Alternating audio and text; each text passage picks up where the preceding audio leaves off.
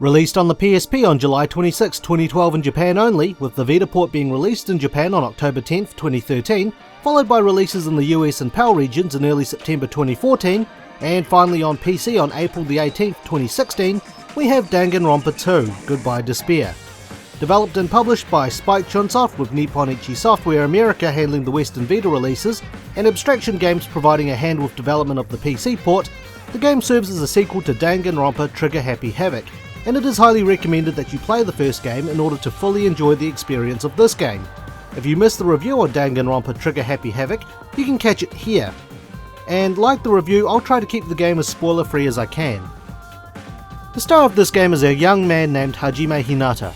Hajime has just entered Hope's Peak Academy as one of its ultimate students, and alongside 15 other students, they are all invited to participate on a school field trip to Jabberwock Island by their teacher, the rabbit mascot Usami.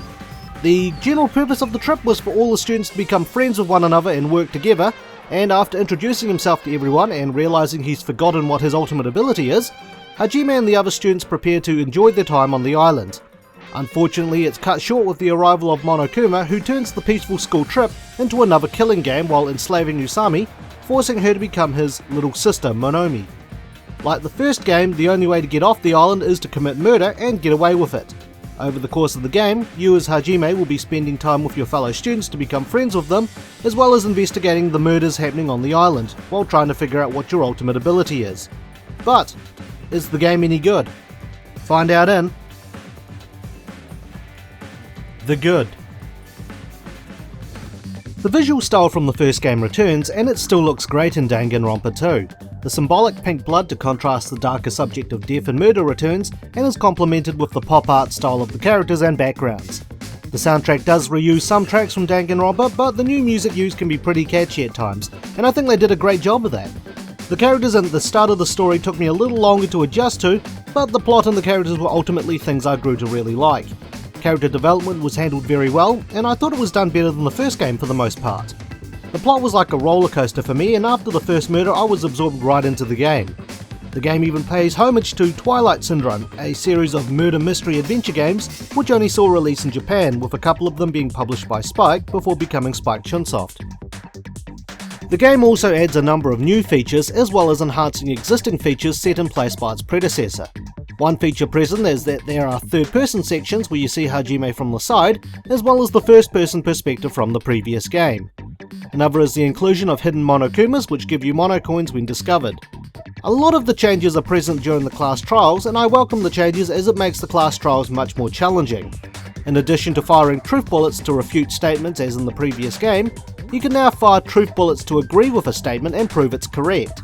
This is easily identified as agreeable statements are now in blue. Other new features added to the class trial includes Rebuttal Showdown, another minigame where you square off against another character who has responded to one of your statements with a counter-argument, requiring you to cut down their statements, delivering the final strike using a truth sword.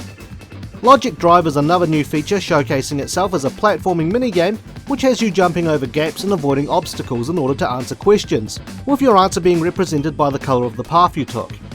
Existing features which have been enhanced include the Hangman's Gambit being revamped and improved, so in order to spell out the key word or words, you need to have 2 or 3 of the same letters collide with one another before shooting them to add to the key word, or removing them so that other letters don't hit it and make you lose your credibility, otherwise known as health. The closing argument is now split into segments with false pieces thrown in amongst the ones you need to use. These changes were able to keep the atmosphere that made Danganronpa exciting, while making them much more challenging. While I barely used concentration to slow things down in the previous game, this game has put me into spots where I had to use it, especially in the revised Hangman's Gambit, which was the easiest minigame from the previous game. The class trials aren't the only things that got better. One of the things they fixed in the previous game is the present system. Monokuma coins, or Monocoins, are much more plentiful, and as well as the random vending machine, there's another machine that will allow you to buy certain items, as opposed to leaving it all up to luck. The game also features more events that require you to have certain items in order to promote you to spend the coins more often. The game also has a bunch of extra content, such as Magical Miracle Girl Monomi, a mini-game where you get to play as Monomi as she fights against the fearsome Mono Beasts, blocking the paths to the different islands running parallel to the story, and Danganronpa If, A what-if scenario if things happened a little differently in the first game, presented in the form of a novel, which is a pretty good read. But not everything's good, and so from here we move on to the bad. Now, not everything introduced in the good was a good thing. Introduced to Danganronpa 2 was a virtual pet that you can take care of. As you wander around the island, the pet will need to be cleaned, and depending on how well you look after the pet, indicated by its hope and despair meter, it'll grow up into one of several different adult pets before leaving you with monocoins, a present and another egg. Having to constantly monitor the pet to clean it I found was a pain, and to get certain results you need to intentionally neglect the pet, which means having to monitor it even more to make sure you have the right amount of despair, and to make sure you don't accidentally kill it. The pets require you to walk around the island in order to raise it, and when I mean walk, I mean walk. Fast travelling doesn't add towards it, and while running will get you to your destination faster, not all of your running steps will count, meaning if you want to spend time looking after the pet, you'll need to walk everywhere. Walking also contributes to increasing your maximum amount of skill points so you can equip skills obtained by befriending the other students. It makes the game unnecessarily longer, and a certain part of the game, due to plot related details, you'll walk even slower. The convoluted sections make a return in the form of the purple lines again, except this time some require more than one shot with your silencer to eliminate. These lines can become very problematic as they're likely to cover up key statements and block your truth bullets. If you miss your opportunity, you'll need to go through the entire discussion again in order to have another go. Thankfully, like in the previous game, you have an ample amount of time to do this, and if you befriended a certain character, your silencer becomes stronger. Bullet time battles have now been revamped and renamed as Panic Talk Actions. While you still have to time your actions to lock onto and destroy things to the beat, you still have to worry about your limited number of bullets once you reach that point in the story. The opponent's health bar has been replaced with shields that you are now required to break, and another addition is that the final strike now needs to be made before it gets fired. The final strike is split into 4 parts, and you have to input them in the correct order to pass the minigame. Hangman's Gambit also becomes very convoluted and tricky, especially since the words you need to make have now gotten longer, and sometimes becomes a case of trial and error in order to spell them out.